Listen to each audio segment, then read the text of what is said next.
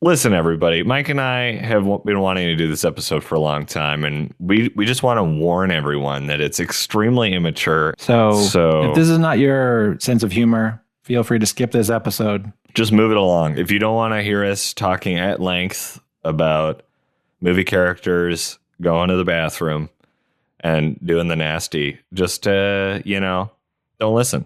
Yeah, that's all. But if you do, enjoy. And buckle up.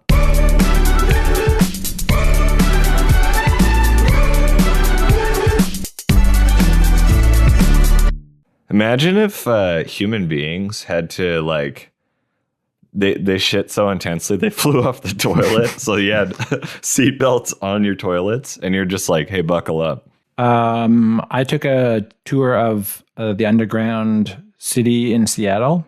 Mm-hmm. Because they basically built their city on top of the other city, or they basically built their city on top of the previous iteration of Seattle, because they just were like, oh, maybe we should build the city that's so close to the ocean on a higher plane from like the water level. Right. But anyway, so part of the tour was that under the city of Seattle are just like toilets sprinkled around in the sewers. Because they ordered a bunch of toilets from England or something. They just got them shipped there. They didn't have indoor plumbing yet at this point in history. But I think they ordered too many. So they just have toilets kind of sprinkled around under the city. Mm-hmm. Of just like, if you look in a sewer grate, sometimes you can just see a shattered, late 1800s toilet. Really? Yeah, it's kind of weird. But then also, that's cool. They had some sort of water pressure issue where they had the piping going down this giant hill. So basically, I don't exactly know the science of how this works, but basically when people would flush, the water pressure would be too high and it would basically just blast them up into the air. So people would sometimes get injured because when they flushed, they would actually literally get blasted into the air. Wow, that's amazing. Yeah, and I think they eventually solved their problems. The city of Seattle has an insane kind of dumb history. No kidding. Hey?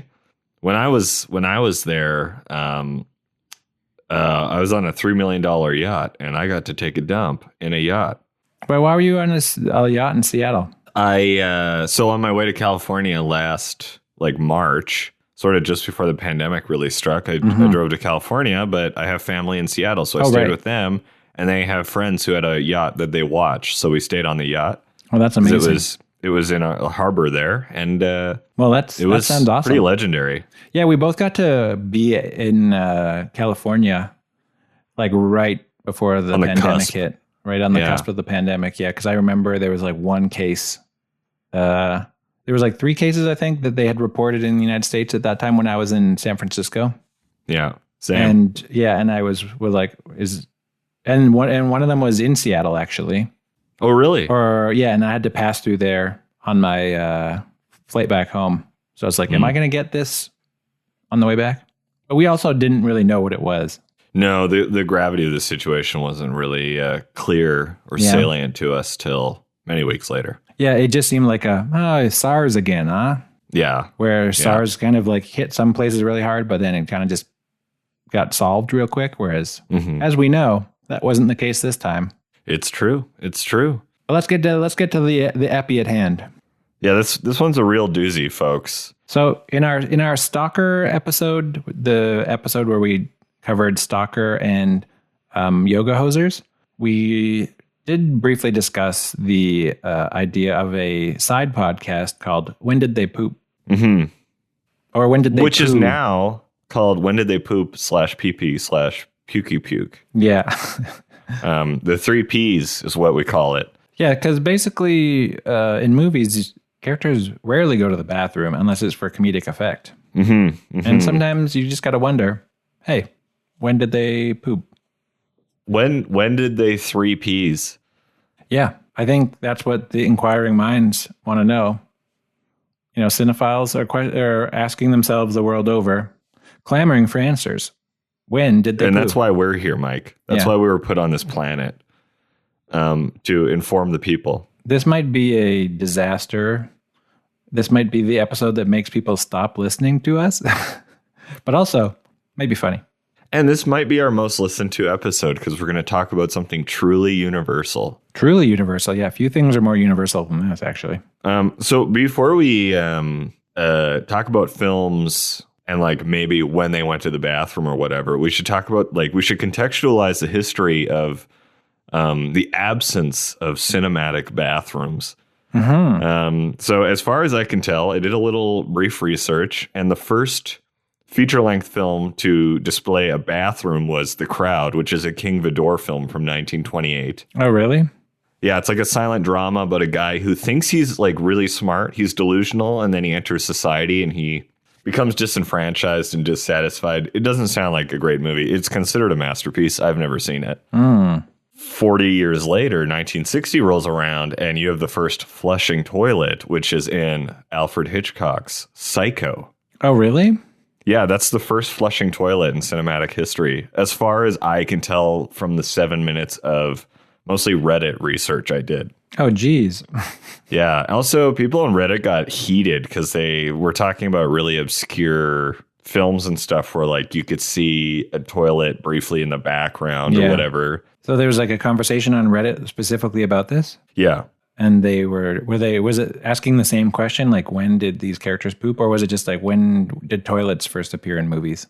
It had nothing to do with characters going to the bathroom, and it had everything to do with specifically toilets. Oh, okay. Yeah. Yeah. So there's a real absence of, toilets in cinematic history. Well, it's interesting that, throughout cinematic history, also people weren't really like allowed to kiss on screen also for like large stretches of movie history. So that's right. Strange that there's so much about just human nature that is censored for some reason. Like, what is it about film as a medium? And probably not the only medium, but what is it about film as a medium that makes it so we want to ignore things like, smooching or pooping? Well, what's interesting too is like what the primary thing we're discussing is like North American film and Hollywood film. Yeah, exactly. Which has really strict censorship that like started in the early 30s or late 20s and was in effect for a long, long time. And like Psycho had some pretty famous battles for its censorship. Yeah. But I'm sure films made in other parts of the world, maybe, I don't know, I'm not well versed enough, but maybe there are scenes from a film in the 20s or 30s and there's just like somebody taking a mad dump, you know what I mean? Or like smooching for a long time. Who knows? Or doing both at the same time. Okay, we're going too far already. This is a mistake. No, but do you think Psycho, like the shower scene in Psycho was probably daring for its time regarding like, not the nudity because you don't see anything, but just the implied, I guess, nudity. On top of the extreme implied violence, which is all done through editing. Yes. So you don't actually see any murdering. It's all editing that makes it seem so vicious and violent. Do you think that having the toilet flush was also like another way Hitchcock was kind of being a rebel to the system? I think so. I think that was his version of a huge FU to the establishment because he was pretty frustrated. And there's actually a film called Hitchcock. I think Anthony Hopkins plays Alfred Hitchcock, and it's about the making of Psycho, and it documents pretty well the sort of battle he had. And like, there's a reason he made it in black and white. He used the TV crew he was using for his TV show. They shot it. He funded it. They shot it really quickly, and then it became a seminal classic because it was trailblazing for the time. And I do think a flushing toilet is integral to that trailblazing nature of the film. I know. That's what I think. I'm wondering. Yeah. So who is, it's been a while since I saw Psycho. Who was the one who flushed the toilet? Was it Janet Leigh as, what's her face? I assume so. I haven't seen the film in so long. I can't really remember. I watched it like 2 Halloweens ago. Oh, yeah. Very good. Still holds up. What are your thoughts on the Gus Van Sant frame shot for shot remake? I have not seen it. I haven't either. I think somebody, and it may have been Steven Soderbergh, put them both up on Vimeo side by side, just to compare the two things. I don't understand why they made that movie. I think the casting also is like wild. Vince Vaughn and Anne Hesh both, I guess, made sense in the 90s, but now it seems like poor casting choice. Well, and Vince Vaughn he did some dramatic stuff in the 90s, like Clay Pigeons and a few other films. Swingers. He did get serious for a while before he did Old School and Dodgeball. Yeah, well, I remember when he was in all those, serious indie movies back in the 90s. So I guess it made sense at the time, but even then it just seemed like why bother? Mm-hmm. But maybe, well, Janet Leigh was like a big deal, but Anthony Perkins wasn't, was he? No, I don't think so. I think that was his huge sort of breakout. He had done smaller stuff and was always like a supporting character, but that was his first sort of like knockout role. Maybe his only knockout role?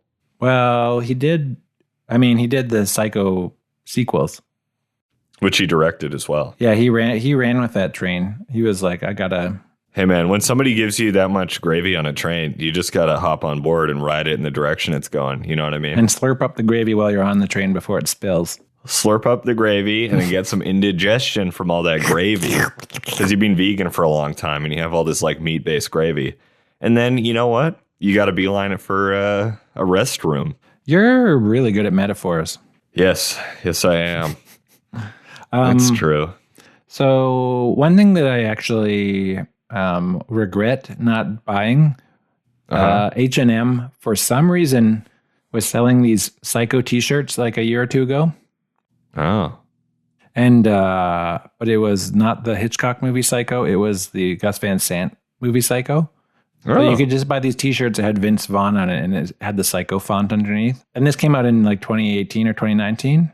Oh, weird. So it was like, why does this exist? And I think it was some just like offloaded merch from the 90s maybe that they just picked up and were like, this is retro. But also I had heard that it was created specifically like to sell through H&M. Like it was bespoke. Huh. But that seems to coincide maybe with the Vince Vaughn renaissance. Post comedy. So like pre-comedy, he's doing indie dramas. Post comedy, he's doing indie dramas. Mm-hmm. Like, and I think it kind of maybe started with True Detective season 2, which wasn't very good, but his character was interesting and he did a good job. Yeah. And then he does a great job. Have you seen Seberg? No. He's in it as an FBI agent and he is great. He plays a real sick puppy. Interesting. He's a known Republican also. Oh, really? That doesn't surprise me. Some friends of mine stayed at his parents' Airbnb in LA, I think. Yeah, and they were talking about Trump a lot. This was back when Trump was just getting elected. Interesting. But how things have changed, how time has flown. Not to bring that up, but how the world is being flushed down a toilet. But regarding Psycho the movie, who is the one who flushes the toilet? I don't know. Should I go on this Reddit thread again, try to find it? Well, I think it was Janet Leigh. She flushes the toilet when she was in the bathroom before the shower. Probably. I think it has to be her, because why would it be Anthony Perkins? Yeah. So I guess to ask the question, when did they poop? It was probably right before the shower. That's when I do it. So that would make sense for Janet Leigh to do it then. And I'm sure Anthony Perkins does it that way too. We covered some great ground here. Yeah. Wow. Just as a side note, so Janet Leigh steals the money, right, in the beginning of the film, that like insurance money or whatever. And from what I gather, that drive she goes on is very long. Yes. She falls asleep. She gets pulled over by the cop. And if somebody has been driving long enough that they need to pull over and fall asleep, chances are they had to waz a couple times at least. Well, with all that rain too. Exactly. And the film, maybe you like, you know how like Hitchcock was famous for sexual innuendo, and like North by Northwest ends with the train entering the tunnel as, like the kiss at the end of the movie. Maybe that was his version of being like, Janet Leigh's wazzing all the time. Check out all this rain. It's a visual metaphor. Truly, yeah. Maybe he thought about that. He was a master. Yeah. And speaking of Hitchcock, James Stewart in Rear Window, he has that big cast. What a logistical nightmare going to the bathroom would be. Oh, I know. But he definitely has done it. Oh, for sure. You have to. Yeah. So when you're asking when did they poop in Rear Window, every 4 or 5 hours in the story, Yeah. Wait, no, people don't poo that often. They're shitting like 4 or 5 times a day. But you never know when he's like, oh, look, Miss Lonely Hearts. And then like right before he, brought out his binoculars or whatever and was talking about Miss Lonely Hearts, he unleashed a mad grumpy. This is good content. This is good content. Wait, I want to do one more Hitchcock one. Oh, yeah. When did they poop in the birds? Those birds be pooping all the time. Whenever they want. True. Whenever they want. But here's the thing. So who's in that? Kim Novak? Or who's the lead? No, it's not Kim Novak. It is Tippi Hedren. Right, Tippi Hedren. So Tippi Hedren meets the male lead, whose name I forget. They like start their courtship. They immediately sort of have to be in close quarters for a long time. Sort of awkward early on to be like, I've just met you, but we're both sort of like sequestered in this house because of the birds and we're under siege. Just being like, listen, I got to use your bathroom and you're going to hear things that you can't unhear. Just be loud. I disagree with that, actually. Oh, because the birds were squawking all the time. So it'd actually be a great time to make some bathroom noise. Squawking. That's true, actually. Yeah, it'd be like, oh, this is good because I don't have to worry about turning the tap on or something like that. Yeah. Turning on the shower. Yeah, just turning the shower on, just like, yep, just having a very, very short shower. Yeah, and I'm going to walk out and be completely dry and in the same clothes I was wearing when I entered the bathroom. Yeah, like when the birds are attacking and you have to use the washroom, do you like just use it as a moment to reflect and just kind of like take a breather, or are you like stressful? Is it stressful in there just being like, oh man, those birds, I hate this situation. I feel like I would have like a moment to reflect to be like, this is nuts. Yeah, totally. It'd be a moment of clarity and sanctuary, I would imagine. Yeah, well, that's the thing with some movies. You don't ever get the scene where someone uses the washroom, but you also don't really ever get those other scenes where someone has a moment of reflection to think about just the preposterous plot that they're involved in. Like, do screenwriters think about the bathroom at all when they're writing a script? Because I wonder, like, some of, like, does Mank think about, Kane is a human being and has to drop a deuce. Yeah. So when's that going to happen? And also trying to illustrate the less flattering aspects of that character. A scene where he's dropping a deuce would be really, useful. I would like to hear more. I just think, Herman Mankiewicz is like out to get William Randolph Hearst. He's out to make this film as like a social commentary and really bring attention to this man who has some, unsavory characteristics. And maybe, an effective way to just really illustrate to the audience, especially an audience that's never seen a bathroom before in a film. Mm-hmm. Just like, here's a scene, Charles Foster Kane dropping and clogging a mad, palatial turlet. You know what I mean? Just really going hog wild. And then there's just a scene of him plunging a turlet. Well, he wouldn't plunge it. He's a rich guy. You make a good point. Maybe he wouldn't plunge it. Maybe he would, though, because he's reminiscing about his childhood when he's poor and he had the sled, Yeah, well, yeah, just seeing some perfectly formed rosebuds in the toilet would remind him. Ew, gross. Remember those chocolates? You went too far, Mike. Oh, remember those chocolates called rosebuds? Yeah, I do. Yeah, those are good. Oh, I could go for those right now, actually.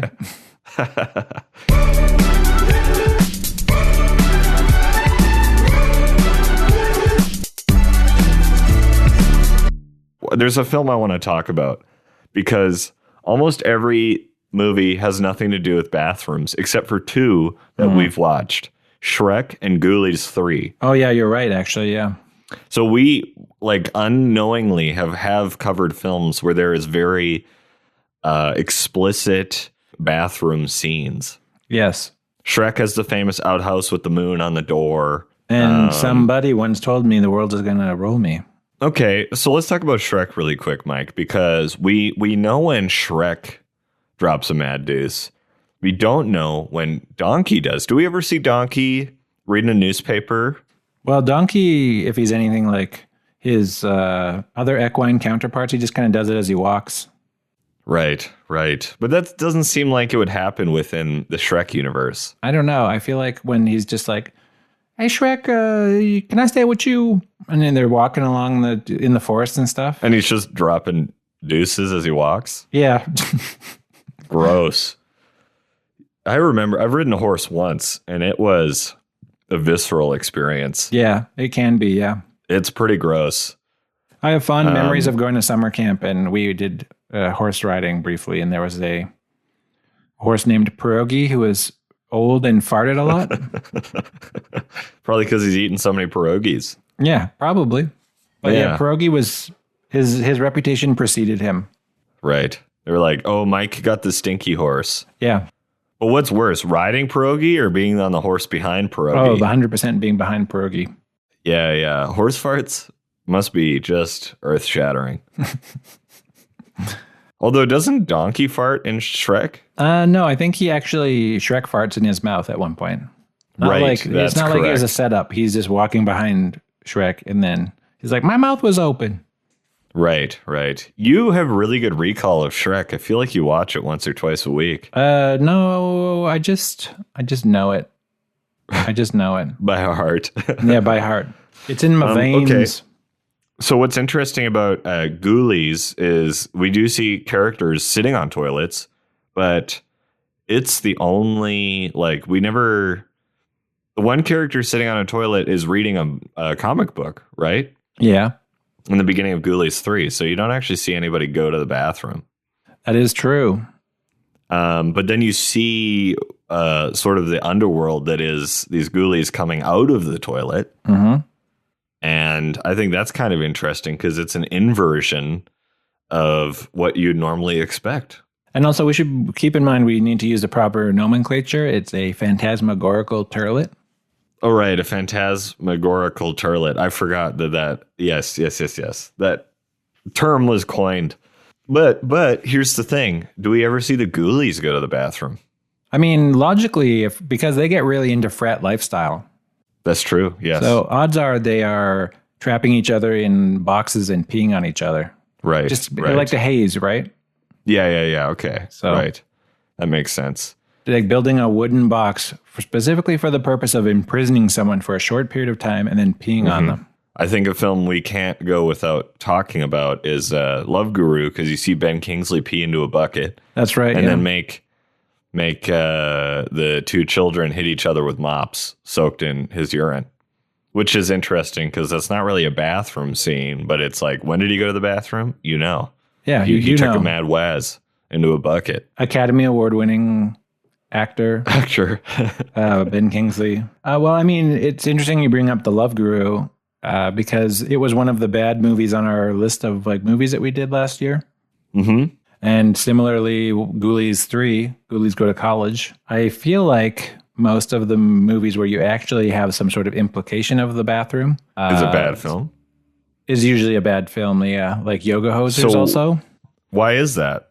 Well, I don't know. I feel like if you feel like you have to go there, your film is lacking subtlety. And right. I think most people say show, don't tell. But in this case, I guess that's a bad thing. It's a bad thing? I don't know. I thought I was going somewhere. I was just kind of improvising that paragraph.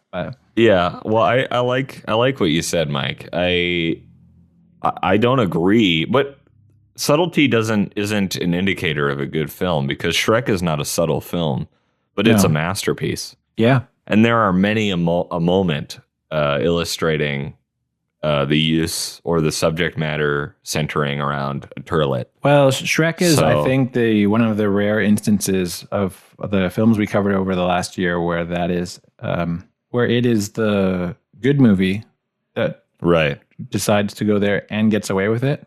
Okay, interesting. I think, there are certainly films we've like the majority of what we covered. The bad films will feature a toilet, and the good films won't. Mm-hmm. But there are good films featuring turlets. Yeah. Yeah. Are there any examples of movies that we covered over the last year where you have an idea of when did they poo?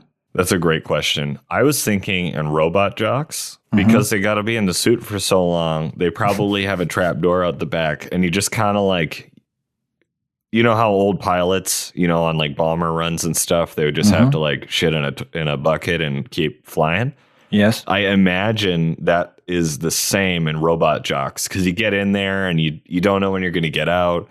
So they have a trap door similar to our onesie. Go to our website, check out our merch. Yeah.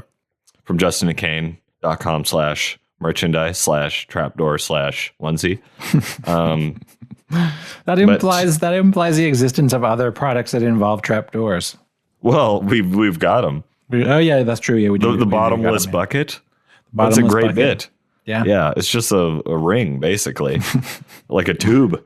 Anywho, back to what's important here. I think they would have a trapdoor in their like robot suit. Right. And then they could just like dump as they go. Because also they'd be shitting themselves scared. Yeah, that is true. Everyone had a lot of machismo in that movie, but let's be honest. They were scared. I would be. If I had to get into a giant robot suit and punch somebody in the face who's also in a robot suit, that's scary stuff. I have an answer to when did they poop for 12 Angry Men. Oh, yes. Just like they're trapped in that room the entire time. At a certain point, they're going to have a bathroom break. I can't necessarily pinpoint when in the film they actually were like, okay, guys, we're going to have a little break, go to the bathroom, take 5, have a bio break. Yeah, yeah. But it had to have happened. It's not like, at some point during the running time of the film, the characters were like, you know what, I'm just going to step out. Some character might have had to have a smoke. Well, that's absolutely true. And they're like, they do give you breaks. Have you ever done jury duty? No. I have. And they do give you breaks. Really? Yeah. Yeah. They give you bathroom breaks. They give you they take you for walks. Do you get paid to do jury duty? Yeah. Do you get sequestered if everybody can't come to a conclusion and they put you in a hotel like on that Simpsons episode? That's exactly what they do. Yeah. Oh, sweet. So our cutoff time within 10 minutes of when we were going to get sequestered was when we came to a verdict. And nobody wanted to be sequestered? No, I did. I was like, I'm down. But yeah, everyone was so fed up. It was mostly like parents. And they were like, my kid. Yeah, exactly. Like I got to get home, make craft dinner for my kid. And I was like, I don't have anything going on. This is great. I feel like your reaction to being sequestered when you're doing jury duty kind of says a lot about where you are in life or who you are as a person.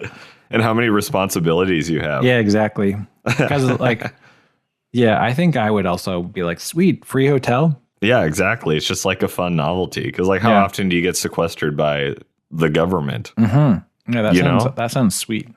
And you're like, you have to stay in your room. You're not allowed to like leave or fraternize. Can I ask a question about the trial itself? Sure. Did he do it? No. No? No.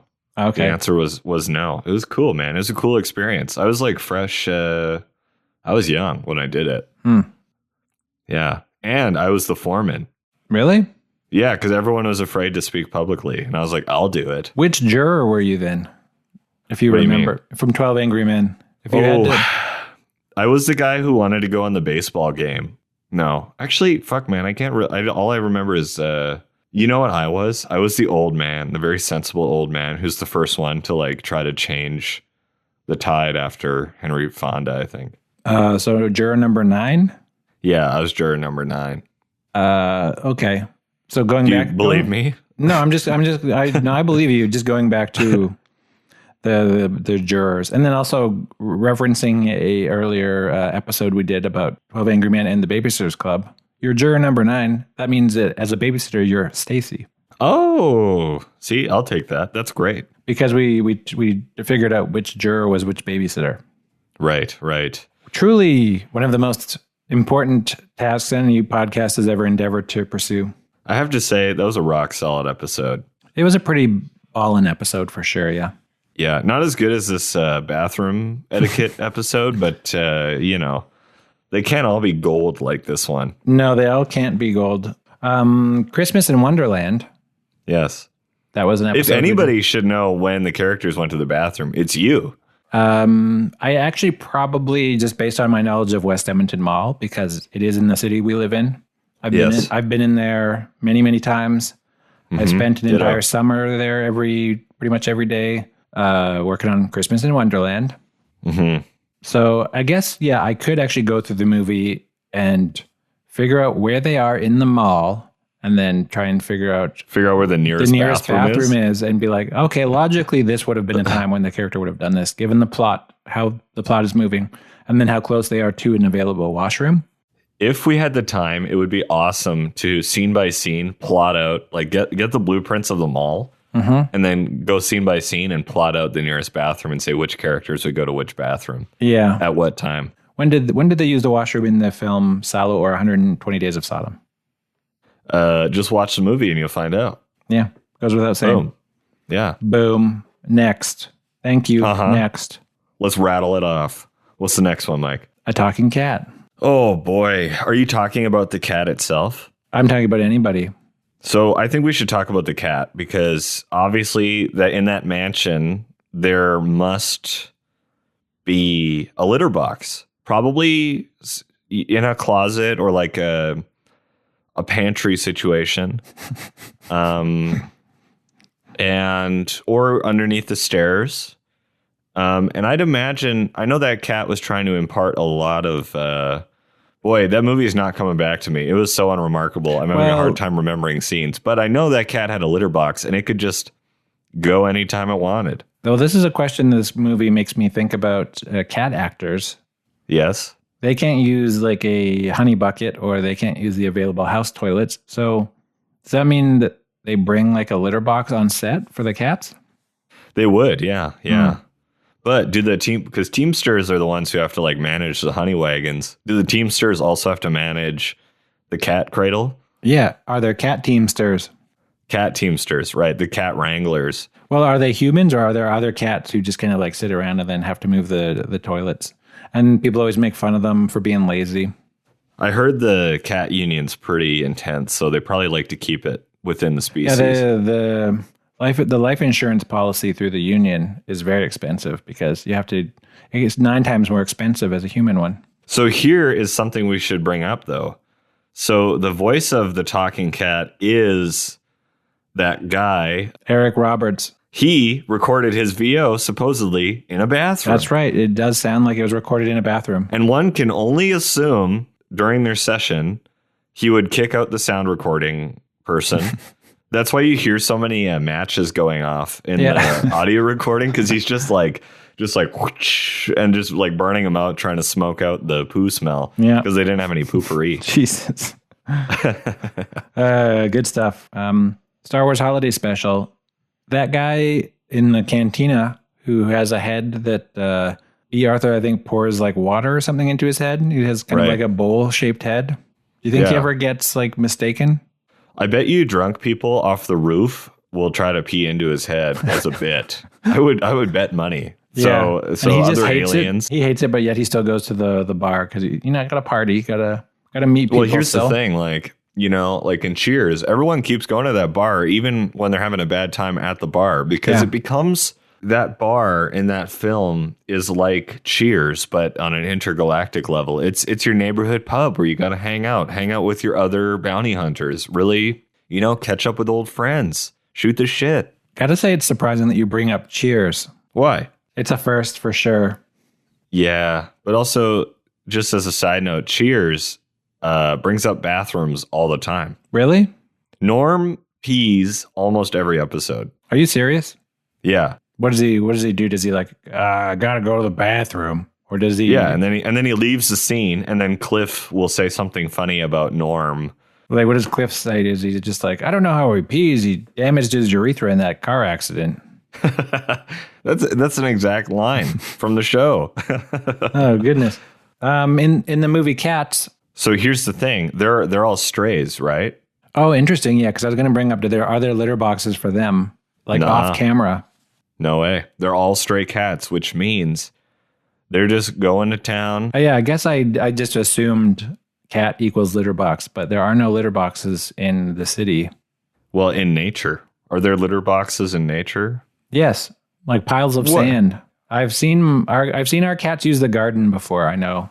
That Oh, really? Oh, you've seen it firsthand. Yeah, I was like, oh yeah, I guess that's what a litter box is to them. Just a garden or just a pile of dirt, just outside. They think so. they're Anything outside. grainy, right? Like anything like granular. Something you can use to bury your business. Yeah, that's what we do. With the push of a button. Yeah, we're no different than cats. It's true. Except we read, the New York Times or Lifetime magazine. In the movie Ready Player One. I don't have a good answer. Do they even have a bathroom in like that kid's apartment? Well, yeah, I'm sure he does. But I think if you're that invested in VR, you do a thing called poop sock in it. What's that? Just bring a sock with you. I've never heard of this. Is that what longtime gamers do? Because I know like I think it's people who are professional gamer gamers will wear diapers. Oh, really? Yeah, like I've heard that it's like there's a game that's like quite famous that you play on the computer, and then you're being very specific right now. I'm trying to help you. You're dropping a lot of really solid clues.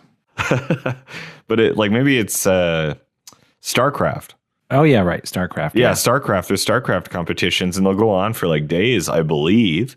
And these people will just go to town in their diapers. I wonder what the company Blizzard thinks about kind of like the behaviors they've facilitated.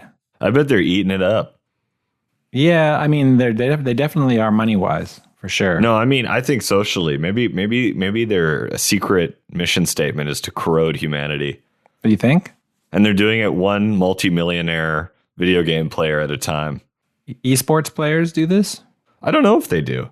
Man, I don't know shit about video games. That's the problem. Because Blizzard also makes Warcraft, and Warcraft famously ruins people's lives because they get so addicted to it that they don't. Is that what I'm thinking of instead of StarCraft? No, StarCraft is the same though. Warcraft is, I think, an immersive MMO, whereas StarCraft is kind of like a strategic attacking game. And that's the official genre title, by the way. Okay. So yeah, but I was in South Korea and they had a StarCraft channel. Oh, really? Like that's how big it is. There's like a StarCraft esports channel that you could watch. I heard when you order the game, if you don't download it and you get a hard copy, or even if you download it, you download the game and then they'll mail you just a pack of Depends as a sort of like a bonus item to sweeten the deal. And it just has like a little handwritten note. You'll need these with a little and then smiling a winky, emoji. like shittily drawn winky face. Yeah. Or it's a toilet winking. That's what it is. Little like animated toilet winking. So let's go back to Ready Player One because these characters are. So you're suggesting that these characters, because who knows how long they're in this immersive game, right? Well, it seemed like it's their entire life. Is there ever a scene where you see a trap door on these VR suits? That's what I want to know. Couldn't you in VR also just be taking a shit? Like your avatar would be just weirdly squatting for a couple minutes or whatever.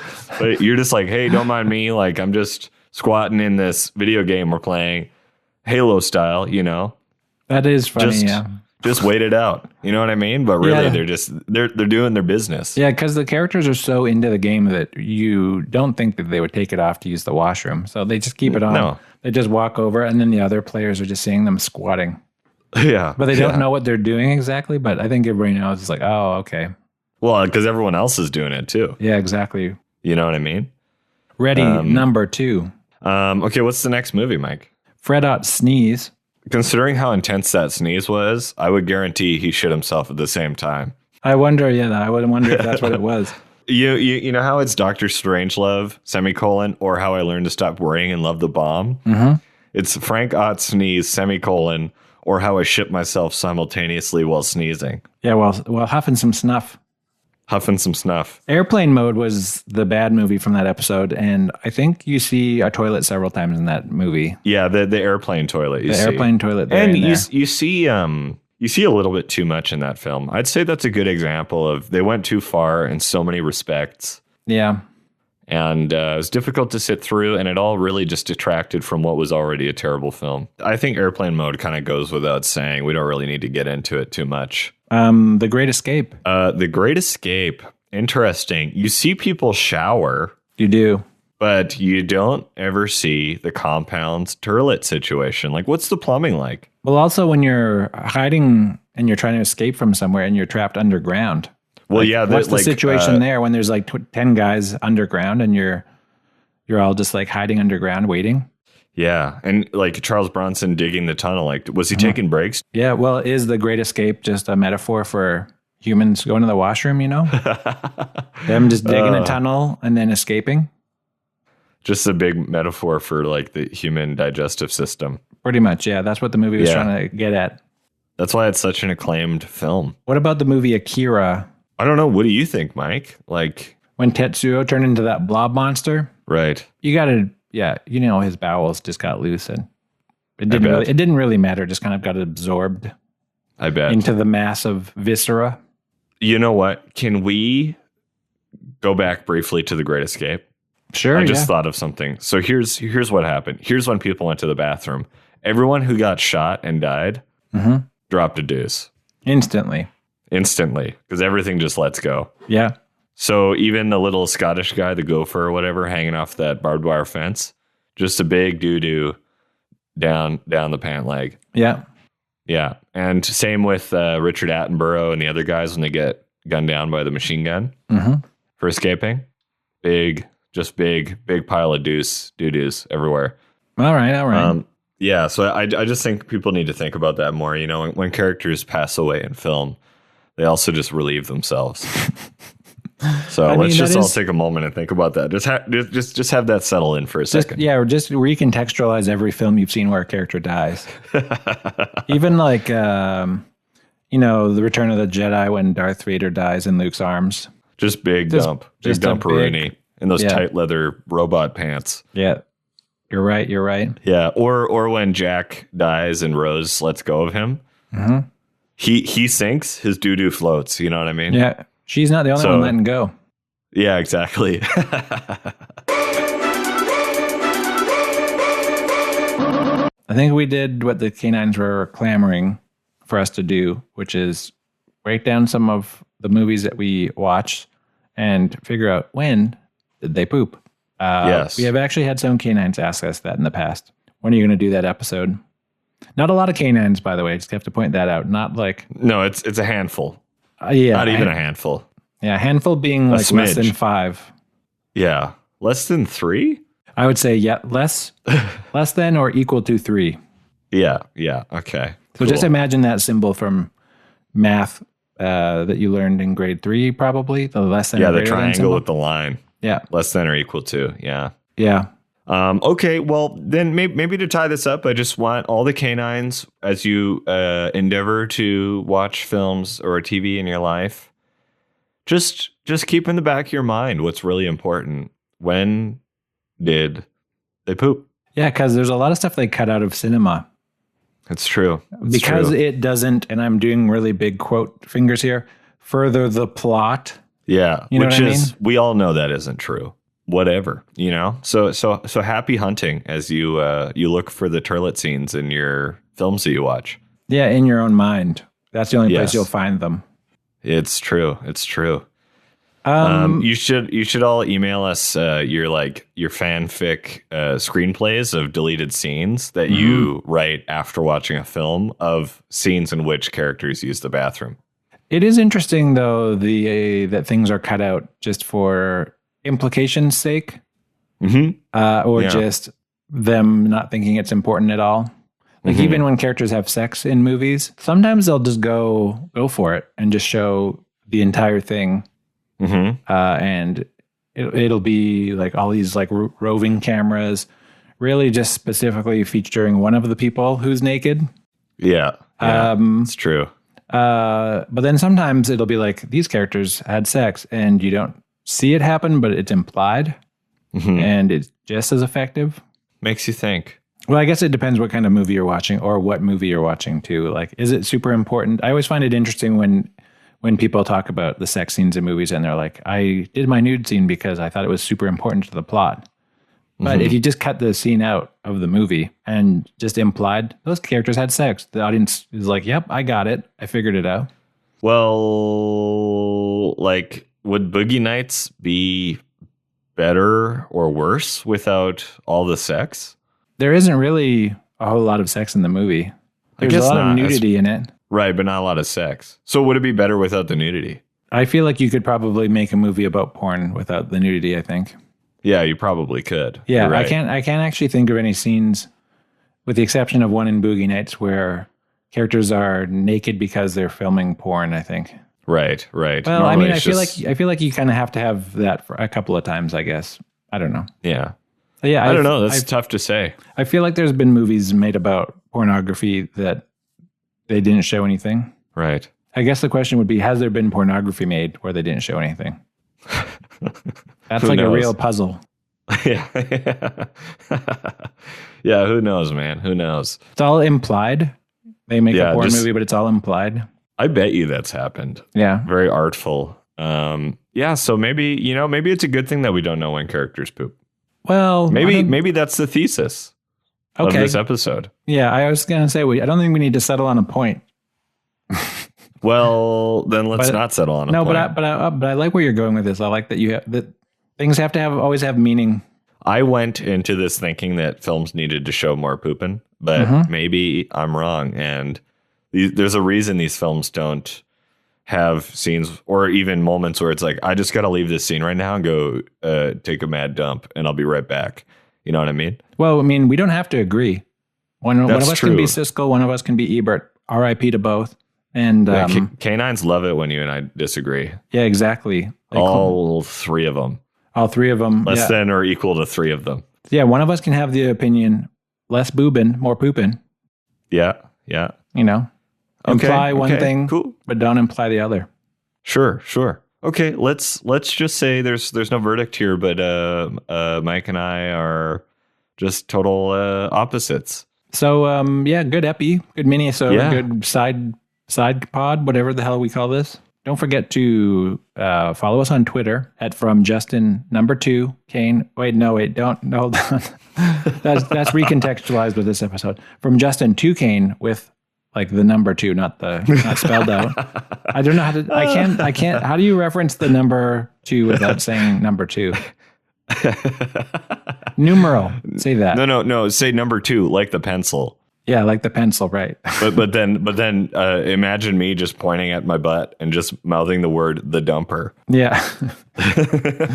just to fuck with people, you know. Yeah. So from Justin to Kane with the numeral 2. 2. Yeah. Or like I just got to go take a big numeral 2. I'll be right back. People don't say that. I do.